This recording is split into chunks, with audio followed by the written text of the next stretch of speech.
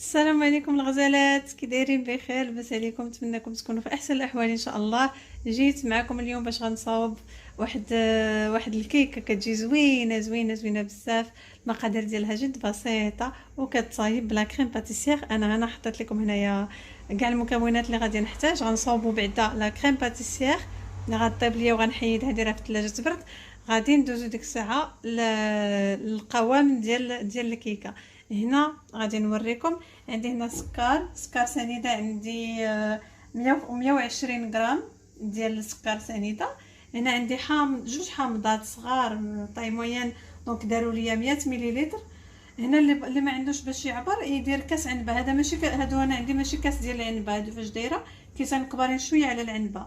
دونك كاس ديال العنبه قل ربع، ما يكونش معمر بزاف. دونك هنا عطيتكم العبار 120 غرام ديال السكر، 100 مليلتر ديال العصير ديال الحامض ديال سيترون. هنا عندي نص سيترون، سمحوا لي نص سيترون ديال الحليب. هنا عندي 5 ديال المعلقات كبار ديال لا كريم باتيسير بودره. لا كريم باتيسير بودره. هنايا عندي 5 ديال المعالق معمرين مزيان، داكوغ. وهنا عندي قشور ديال هذوك ديال حامضه وحده، حيت خليت القشور ديال وحده غنحتاجهم في لاباط ان شاء الله.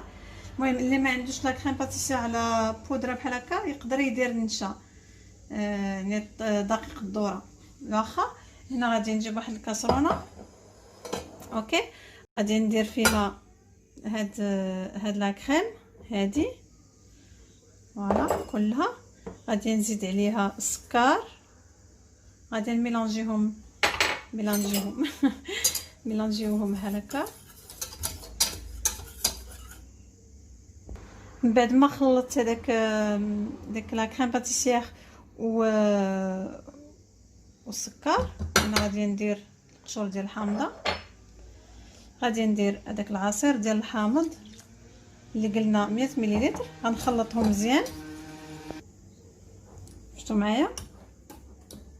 دابا غادي نزيد هذا كيطرو ديال الحليب ونخلطو مزيان، خلط مزيان. وغادي ندوز باش نديرو عافيه شويه مهيله، ونبقى كنخلط بحال هكا تتعقد ليا مزيان.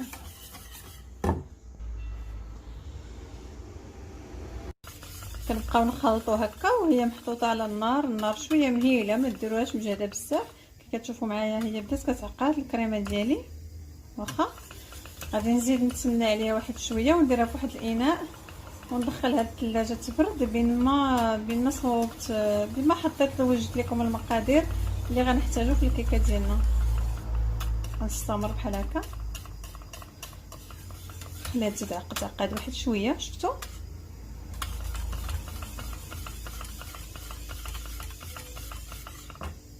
بالنسبه للاكريم هانتوما شفتوا كيفاش جات عقدت مزيان. غادي نديرها في هذا البول هذا خويا هكا. غادي ندير عليها لو بلاستيك، هذا الفيلم الغذائي، وغادي نديرو ان كونتاكت معاه. غننزلو مزيان باش نتفاداو داك لاكروت، هذيك القشره اللي كدار لينا فوق لا كريم، باش المهم باش ما الا قاسها البرد كدير ديك لاكروت. حنا باش نتفاداو هذيك القشره كندخلو مزيان البلاستيك بحال هكا، كنغطيوها مزيان، فوالا. وغادي ندخلها للثلاجه تبرد. وهنا غادي ندوزو للكيك ديالنا. غادي نديرو المكونات. عندي هنا 5 ديال البيضات. انا هذا البيض عندي فريمون صغيور بزاف. الا كان عندكم البيض ديال الحجم ديالو متوسط ديروا غير 4 البيضات، اكتفيو ب4. انا ها هو كيبان لكم الصفر فريمون صغيور، داكشي علاش درت 5. فوالا 5 ديال البيضات. كاس ربع ديال السكر سنيده ما يعادل 120 غرام. المهم كاس ديال العنبه ما يكونش عامر بزاف. هنا عندي رشيشه ديال الملح صافي. غادي نضرب هادشي كله حتى غادي يبيض ليا هاد الخليط هذا وغيضاعف الحجم ديالو مزيان.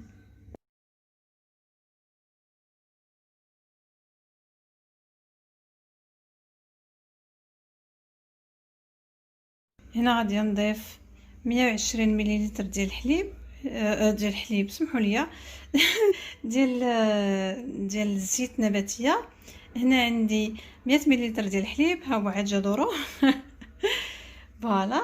غادي ندير هاد البشور ديال الحامضه، فوالا. غنخلط هادشي كله مع بعضياته.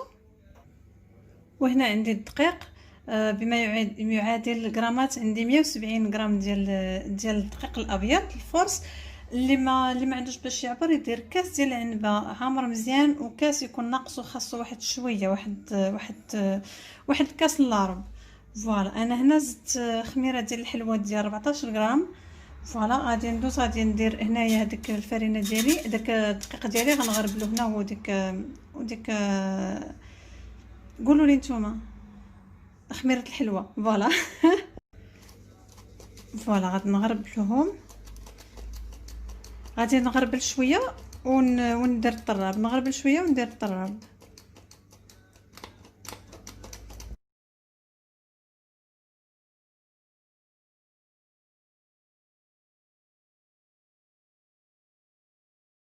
دابا الخليط ديالي واجد، غادي نقسمو على جوج جهات.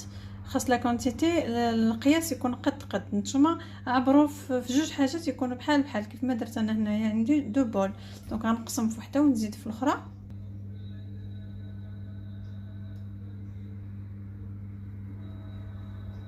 ما غاديش نعمرها حتى نشوف واش القياس اللي مازال لي قد هادشي اللي خويت. نخوي في لو بول الثاني باش نشد العبار، نزيد شويه هنا ونكمل في الاخر.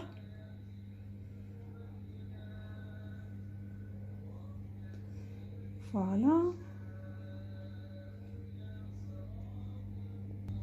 هنا خديت مول بحال هذا اللي كيتحل من هنا من الجنب، درت في القاع ديالو درت بابي سولفيغيزي، وهنا في الجناب دهنت ليه الزبده ورشيته بشويه ديال الدقيق ديال الفورس. ربما ما نعرف، هو ما كيلصقش ليا، ولكن ما الدنيا والزمان هذا ما عرفت، ربما الله اعلم. المهم درت ليه الزبده ورشيته بشويه ديال الدقيق. دابا وهنا سمحوا لي لا كريم ديالي من بعد ما درتها في الثلاجه، ها هي خرجتها دابا بردات. فوالا الوغ غادي نخوي. علاش انا قسمتهم بحال هكا؟ غادي نخوي الطبقه الاولى بحال هكا في القاع ديال المول، بسم الله. فوالا نخليها تتمشى مزيان. هانتوما شفتوا معايا بعد ما سرحات في المول كامل. دابا غادي ندخل هاد الخليط الاول اللي درت انا في هاد المول، غادي ندخلو الفران اللي انا شاعله على 170 درجه. غادي ندخلو، غنخليها 10 ديال الدقائق، ما نزيدوش عليها، غير يدخلوا شويه طيب وغادي نخرجها. هانتوما شفتوا معايا بعد 10 دقائق انا خرجتها من الفران، مازال باقا ما طيباش. هنا غادي نجي لا كريم باتيسير ديالي، غادي نخلطها هكا شويه مزيان بحال هكا، وغادي نجي وغنخويها من فوق هاد لا بروميير، هاد لا بارتي الاولى اللي انا درت في المول.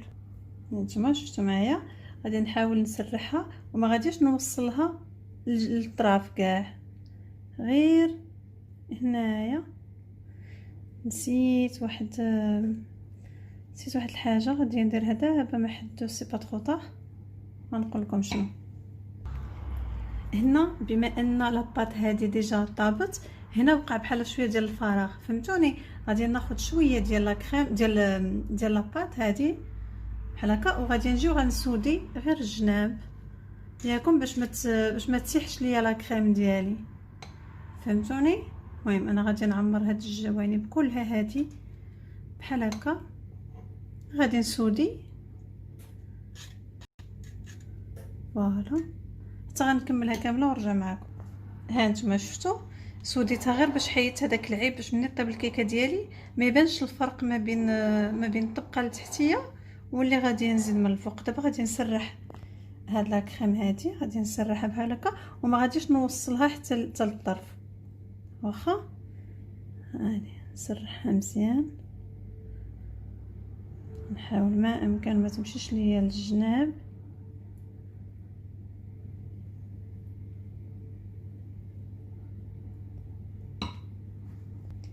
ودابا من بعد ما سرحت هذيك لا كريم بحال هكا شفتوا انا ما وصلتهاش حتى للجناب. غادي نضيف ديك الكميه اللي بقات ليا قبيله اللي خليت دو كوتي حتى هي من الخليط. غادي نسباتشيها بحال هكا على الفلمول كامل شفتوا. وهنا انا جبت واحد الكيس حلواني بحال هكا ياكم. فوالا غادي نخرجو وغادي ندير فيه لا كريم. غادي نعمر فيه شويه ديال لا كريم غير باش غادي نزوقها. ما غاديش ندير بزاف حيت غادي ندير خطيطات غير رقيقين. زيد شويه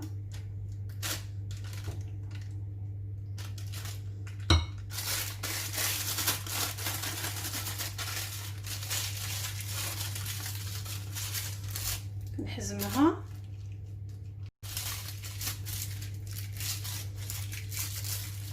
وغادي نعقد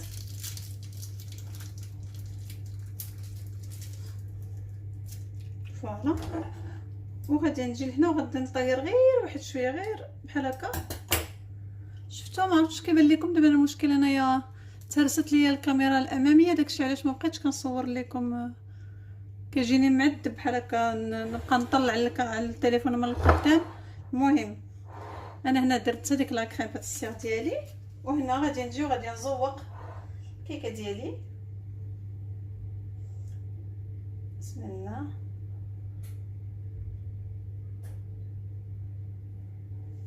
فوالا كيبان لكم انا راه جايني التصوير حول بحال هكا. غنحاول ما نديرهمش عراض بزاف.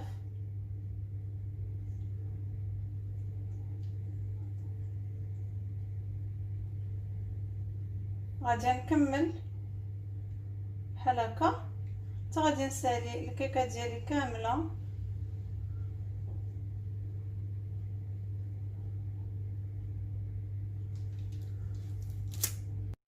هانتوما شفتوا بعد ما زوقتها بلا كريم باتيسير على هذا الشكل هذا. يمكن لكم الضوء يعني ديروا نتوما الديكور اللي بغيتو.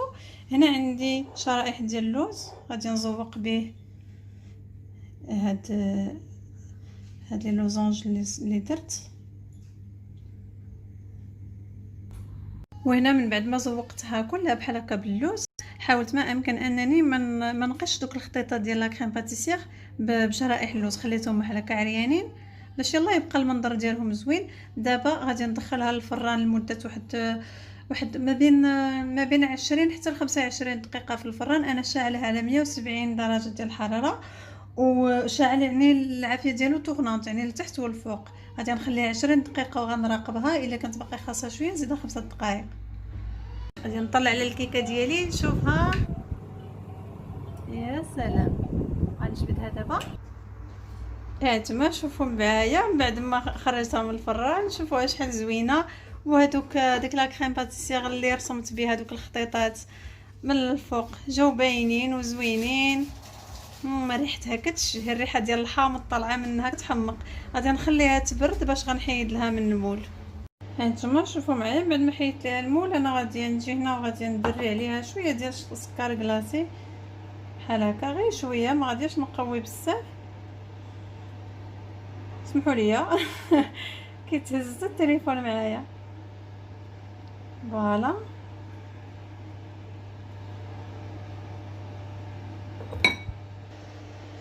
وها الكيكه ديالي وجدات. ما درتش ليها سكر بزاف سكر كلاصي باش يبقى داك اللوز باين وتبقى لا كريم باتيسير اللي كاينه بحال هكا مع الجناب حتى هي باينه. كنتمنى ان الوصفه ديال اليوم تكون نالت الاعجاب ديالكم كلكم.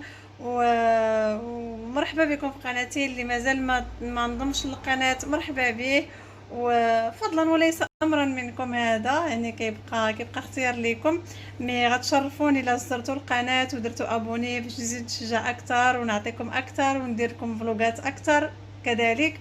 المهم مرحبا بكم معايا وشكرا لكم على المتابعه وشكرا لكم حتى على لي كومونتير. وكنتمنى انكم تكونوا دوزتوا معايا وقيت زوين. كنتمنى ان الفيديو ديال اليوم يكون نال اعجاب الجميع وما تبخلوش عليا بلي لايك، وما تبخلوش عليا بلي كومونتير ديالكم. كنفرح بزاف كنقرا لي كومونتير ديالكم، كنزيد نتشجع اكثر، وكنفرح انني كيعجبني نزيد نعطي اكثر، يعني نزيد نرضيكم ونزيد نكون عند حسن الظن ديالكم. المهم هنا حتى الفيديو ديالي وصلت للنهايه ديالو، غادي نقول لكم خليتكم على خير، نتلاقاو فيديو جاي ان شاء الله، مع السلامه.